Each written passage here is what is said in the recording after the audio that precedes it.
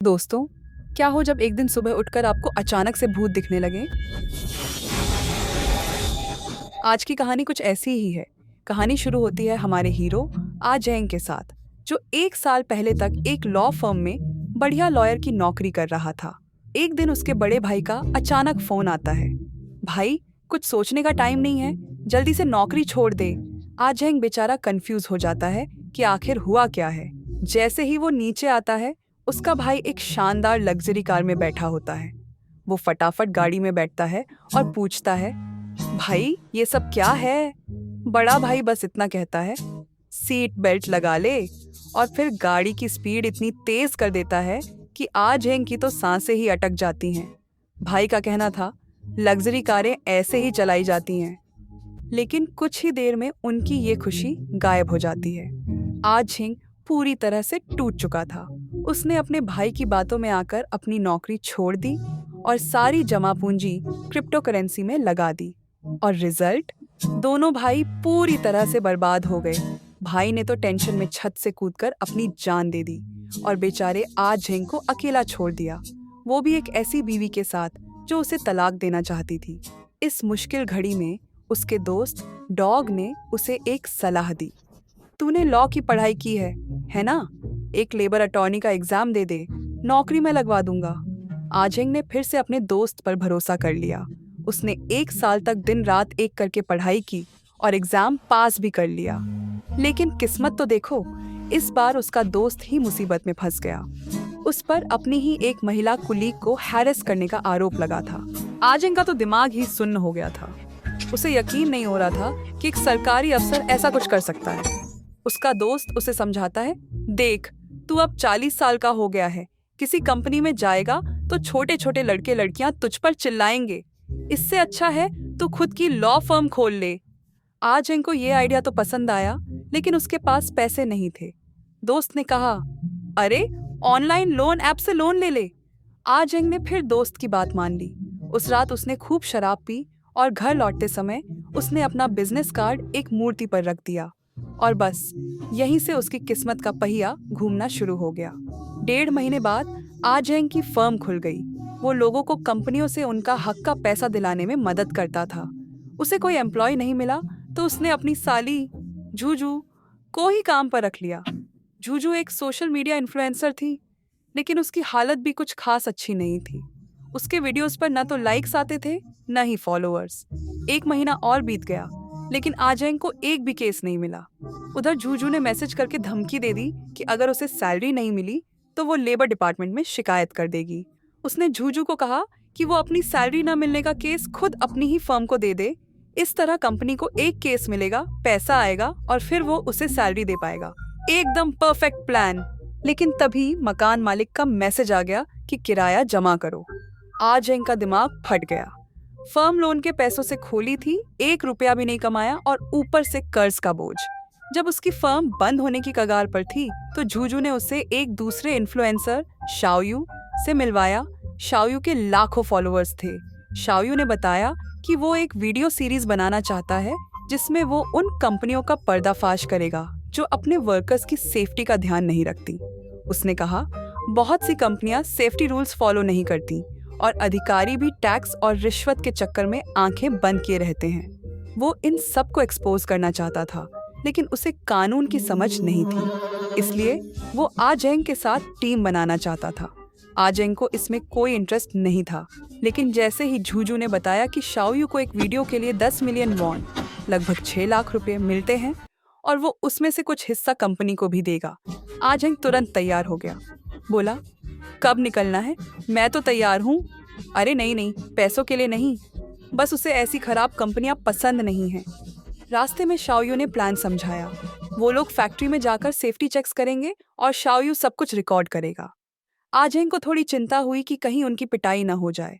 पूरे दिन वो कई फैक्ट्रियों में गए, लेकिन एक भी वीडियो नहीं बना पाए। हाँ, रिश्वत के पैसे जरूर अच्छे खासे मिल गए।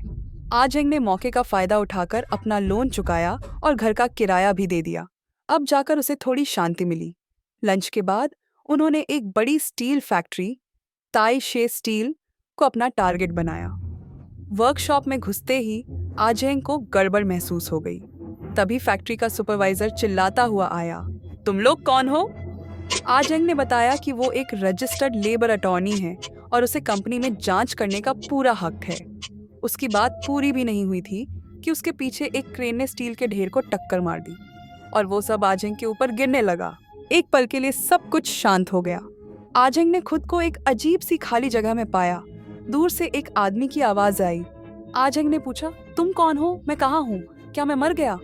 उस आवाज ने कहा, चुप रहो और ध्यान से सुनो। हर सेकंड कोई ना कोई अपनी जान दे रहा है, कभी ओवर टाइम से तो कभी सेफ्टी की कमी से। उसने बताया कि वो सबकी मदद तो नहीं कर सकता, इसलिए वो कुछ लोगों को अपना एजेंट बनाता है जो बेगुनाह मरने वालों की आत्मा को शांति दिला सके। तभी आजेंग के सामने 2 कॉन्ट्रैक्ट आए। उस आवाज ने कहा, आज तुम्हारी मौत लिखी थी, लेकिन अगर तुम ये कॉन्ट्रैक्ट साइन कर लेते हो तो तुम मेरे आदमी बन जाओगे और मैं तुम्हें एक बार बचा सकता हूँ। आजेंग ने सोचा, जिंदा रहना ज्यादा जरूरी है, और उसने साइन कर दिया। उधर फैक्ट्री में आजेंग बुरी तरह डर गया था।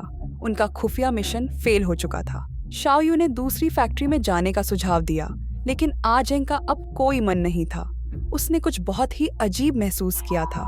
जैसे ही उसने सिर घुमाया, उसे एक लड़के का भूत दिखाई दिया। झूझू ने कहा, जीजा जी, पागल मत बनो। आजेंग डर से कांप रहा था। क्या तुम्हें वो नहीं दिख रहा? झूझू को लगा कि वो मजाक कर रहा है।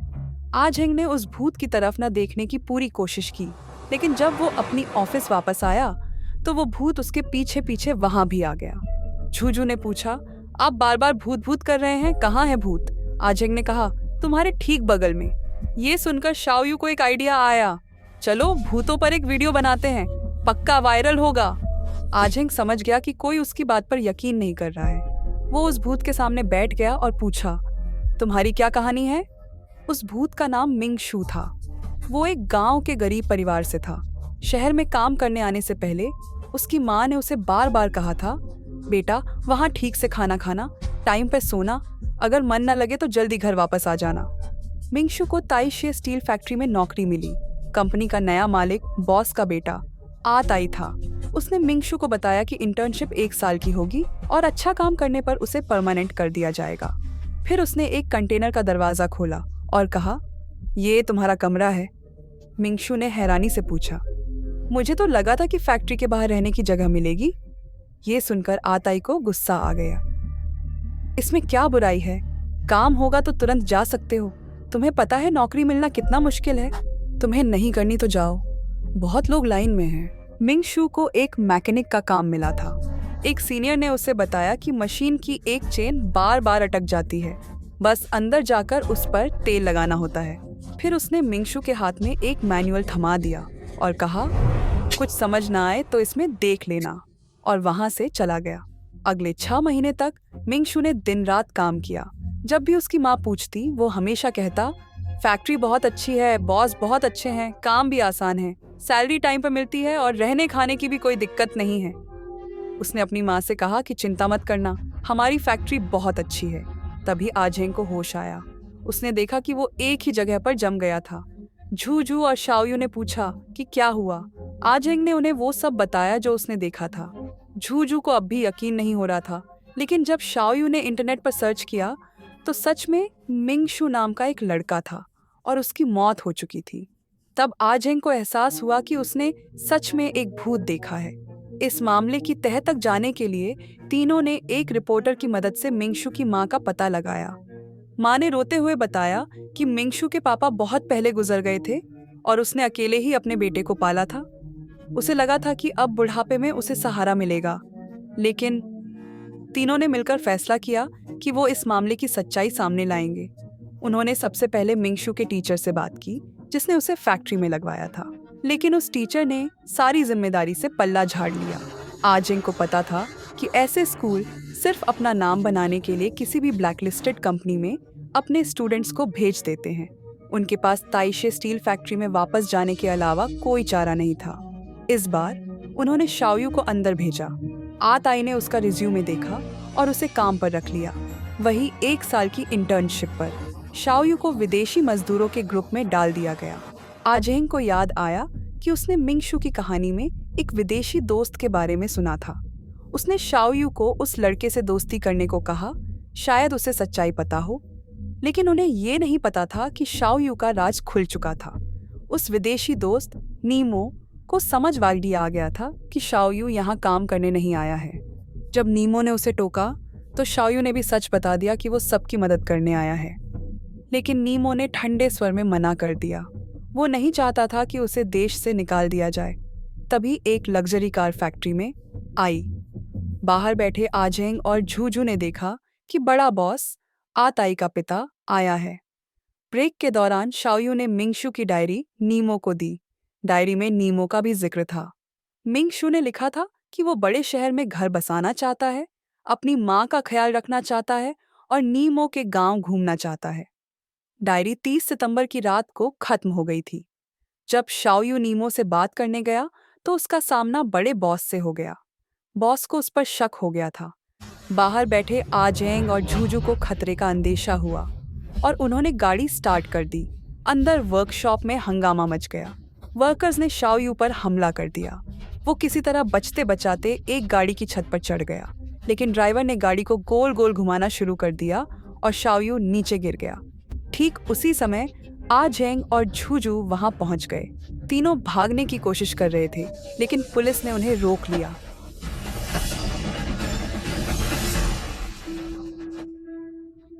पुलिस के सामने तीनों ने सच बता दिया कि वो एक गैर कानूनी फैक्ट्री का पर्दाफाश करने आए थे।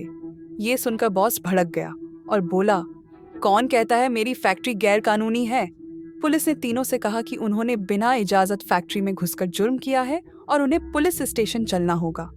तभी आजेंग ने कहा, हम यहाँ मिंगशू की मौत की जांच करने आए हैं। बॉस ने कहा, बकवास बंद करो, वो मामला तो सुलझ चुका है। ये सब सुनकर नीमो और चुप नहीं रह सका। वो आगे आया और कांपती हुई आवाज में बोला, उस रात मैं वहीं था। सच्चाई वो नहीं है जो बताई गई है। उसने बताया कि 3 साल पहले मिंगशू छुट्टियों का इंतजार कर रहा था ताकि वो घर जा सके। वो नीमो को भी अपने साथ ले जाना चाहता था। तभी सुपरवाइजर आया और मिंगशू को मशीन ठीक करने के लिए भेज दिया और 10 मिनट के अंदर ही हादसा हो गया। मिंगशू का पूरा हाथ मशीन की चेन में फंस गया था। आताई ने तुरंत अपने पिता को फोन किया।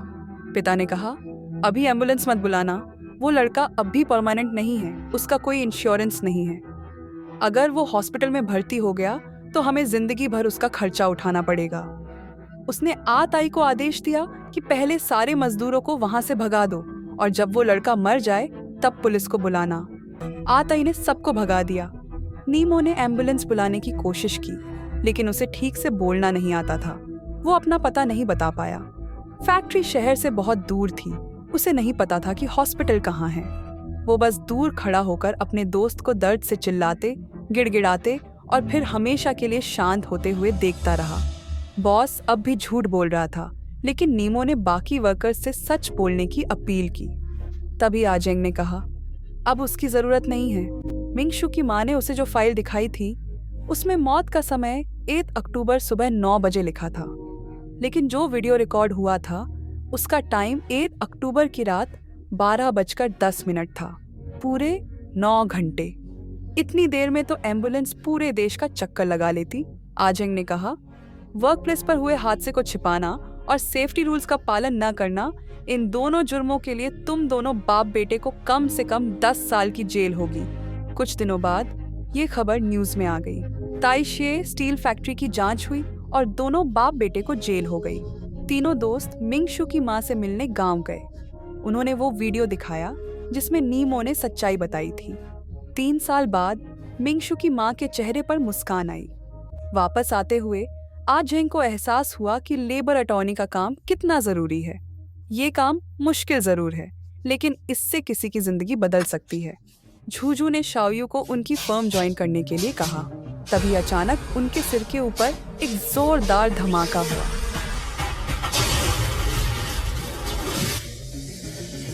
आजेंग फिर से मर गया था। उसने उस दिव्य शक्ति से पूछा, आखिर तुम चाहते क्या हो? एक और कॉन्ट्रैक्ट हवा में उड़ता हुआ आया जिस पर लिखा था कि उसे 6 महीने के अंदर बेगुनाह आत्माओं को न्याय दिलाना होगा। आजेंग को बहुत गुस्सा आया। ये तो जबरदस्ती है।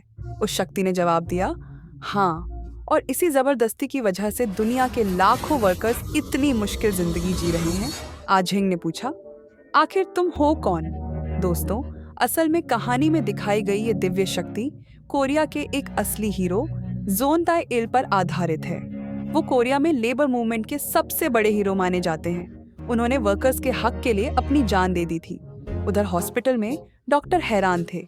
बिजली का तार सिर पर गिरने के बाद भी आजेंग को एक खरोंच तक नहीं आई थी। आजेंग ने झूझू को बताया कि उसे एक जबरदस्ती के कॉन्ट्रैक्ट पर साइन करना पड़ा है, लेकिन झूझू ने उसकी बात नहीं सुनी। एक दिन जब आजेंग सोना में था, उसे एक लड़की का भूत दिखा। वो भूत बस उसे घूर रहा था, कुछ बोल नहीं रहा था। आजेंग डर के मारे भागकर अपने ऑफिस आया, लेकिन वो भूत उसके पीछे पीछे वहां भी पहुंच गया। आजेंग ने हिम्मत करके पूछा, तुम्हारी क्या कहानी है? वो लड़की, जिसका नाम झाओ एनिंग था, अचानक से आजेंग के शरीर में घुस गई। अगले दिन झूझू ने देखा कि उसका जीजा अजीब हरकतें कर रहा है। वो औरतों की तरह बात कर रहा था और बार बार कह रहा था, मुझे बदला लेना है। वो उसे हॉस्पिटल ले गई। वहां आजेंग ने एक डॉक्टर को पकड़कर चिल्लाना शुरू कर दिया। मूजिन को बेड पर लिटा दिया जाता है। हीजू उसे शांत होने के लिए कहती है, पर उस समय मूजिन था ही नहीं। जैसे ही हीजू बाहर जाती है, वो बेड से उठकर उस डॉक्टर के पीछे भागता है।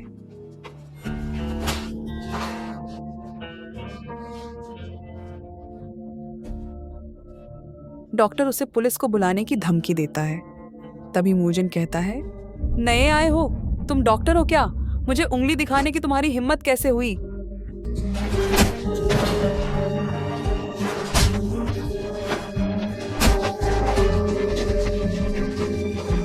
जल्द ही तीनों को अस्पताल से बाहर निकाल दिया जाता है। हीजू पूछती है, जीजू, क्या आप पागल हो गए हो? ऐसे तो हम पर केस हो जाएगा। मूजिन को कुछ सुनाई नहीं दे रहा था। उसके दिमाग में अचानक कुछ यादें कौंधती हैं और उसे पता चलता है कि एनिंग ने उसके शरीर पर कब्जा कर लिया था। उधर वो डॉक्टर भी हैरान था। जो बातें उसने एनिंग से की थी, वो किसी और को कैसे पता चली? मूजिन भी पागलों की तरह चिल्ला रहा था। वो दोनों को बताता है कि उस पर एक बुरी आत्मा का साया है।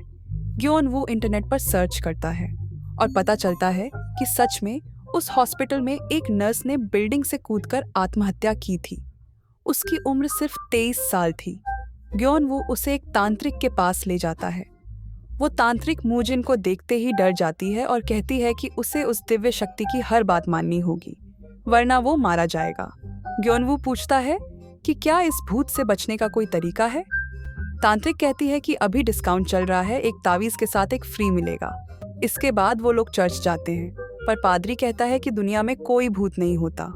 फिर वो मंदिर जाकर पूरा दिन पूजा करते हैं, सोचते हैं कि अब सब ठीक हो जाएगा। जब मूजिन रात को अपने ऑफिस पहुंचता है तो उसे एनिंग की आत्मा दिखाई देती है।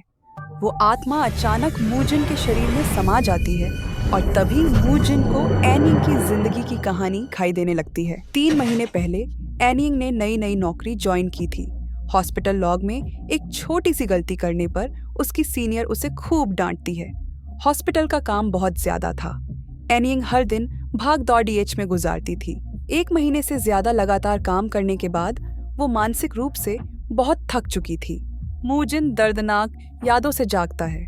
उसे लगता है कि नर्स बनना बहुत मुश्किल है, पर दिव्य शक्ति उसे बताती है कि ये तो बस शुरुआत है। मूजिन कहता है, मैं ये केस लेता हूँ, पर वो शक्ति कहती है, नहीं, दूसरों का दर्द तुम तब तक नहीं समझ सकते जब तक खुद उसे महसूस न करो। 1 महीने पहले डॉक्टर शाओ शुआन ने एनिंग को बेड नंबर 13 के मरीज को पोटेशियम क्लोराइड का इंजेक्शन लगाने को कहा था। एनिंग ने डॉक्टर से रिपोर्ट दोबारा देखने को कहा, क्योंकि मरीज की हालत अब नॉर्मल थी और उसे इंजेक्शन की जरूरत नहीं थी। शाओ शुआन हंसकर कहता है, नहीं हो, तुम डॉक्टर हो क्या? मुझे सिखाने की तुम्हारी हिम्मत कैसे हुई? 1 महीने बाद एनिंग काम के बोझ से पूरी तरह टूट चुकी थी। उसने छुट्टी के लिए अप्लाई किया। उसकी सीनियर उसे धमकाती है कि अगर लीडर ने उसकी फाइल में लिख दिया कि ये नर्स बहुत छुट्टियां लेती है तो उसे दोबारा कहीं नौकरी नहीं मिलेगी। तभी दरवाजा खुलता है और सीनियर गुस्से में एनिंग को खींचकर स्टोर रूम में ले जाती है। वो उसकी एप्लीकेशन फेंककर चिल्लाती है, सब लोग ओवर टाइम कर रहे हैं तो सिर्फ तुम्हें ही छुट्टी क्यों चाहिए? एनिंग नीचे झुककर एप्लीकेशन उठाने लगती है। तभी इमरजेंसी अलार्म बजता है।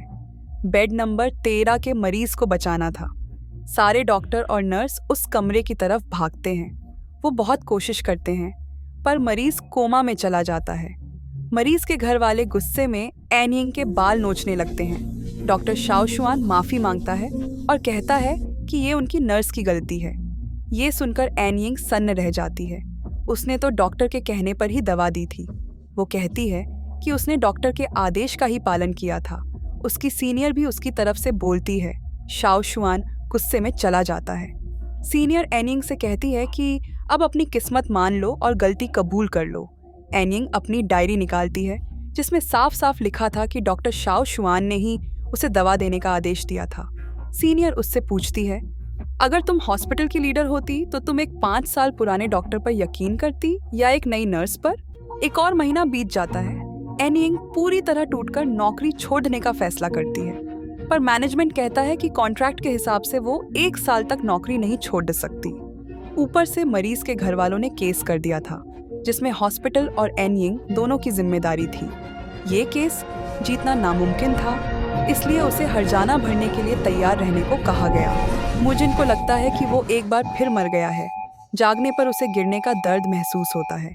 वो अब और एनिंग का साया नहीं झेलना चाहता था। वो सारी फाइलें पढ़कर पूरा मामला समझ जाता है। सबसे पहले उसे एनिंग के घर वालों से केस लड़ने की इजाजत लेनी थी। वीकेंड होने की वजह से हीजू और ग्योनवू छुट्टी पर थे, इसलिए मुजिन अकेला ही एनिंग के घर जाता है। उसे ये जानकर हैरानी होती है कि उसके माँ बाप को कुछ पता ही नहीं था कि क्या हुआ है। हॉस्पिटल ने उन्हें बताया कि उनकी बेटी ने सुसाइड किया है और उन्होंने मान भी लिया।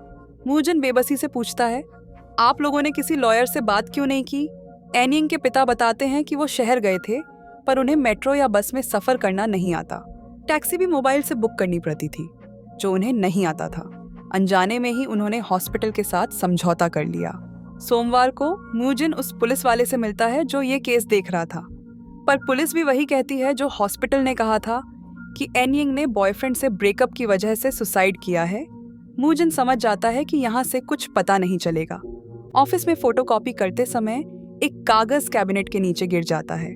मुजिन को अचानक याद आता है कि एनिंग और उसकी सीनियर की बहस के दौरान उसकी शिकायत वाली एप्लीकेशन भी कैबिनेट के नीचे गिर गई थी। अगर वो मिल जाए तो ये साबित हो जाएगा कि एनिंग ने सिर्फ सुसाइड नहीं किया था। तीनों फैसला करते हैं कि इस बार भी ग्योनवू को ही चोरी करने जाना होगा, क्योंकि मुजिन ने पिछली बार डॉक्टर को पीट दिया था। ग्योनवू इस बार नए गैजेट्स के साथ तैयार था। उसने एक ऐसा चश्मा खरीदा था जिसमें कैमरा लगा था और वो लाइव स्ट्रीमिंग कर सकता था। लेकिन उसकी किस्मत खराब थी। वो जैसे ही अंदर गया तुरंत पकड़ लिया गया। मुजिन भागकर हॉस्पिटल पहुंचता है, लेकिन उसकी किस्मत और भी खराब निकली। गेट पर ही डॉक्टर शाओशुआन की नजर उस पर पड़ जाती है। तभी 2 सिक्योरिटी गार्ड उसकी तरफ तेजी से चल पड़ते हैं। ग्योनवू मौका देखकर अपना कोट उतारकर भागता है और मुजिन से टकरा जाता है। दोनों गार्ड्स को आता देख छत की तरफ भागते हैं। संयोग से सीनियर नर्स लीजे भी छत पर थी। एनिंग की मौत के बाद हॉस्पिटल ने सच छिपाने के लिए सभी डॉक्टर और नर्स से एक सीक्रेट एग्रीमेंट साइन करवाया था। लीजे ने भी साइन किया था, पर उसे लग रहा था कि सजा सिर्फ उसे ही मिल रही है और वो अब जीना नहीं चाहती थी। पर जैसे ही वो कूदने वाली थी, मुजिन उसे पकड़ लेता है और ऊपर खींचने की कोशिश करता है।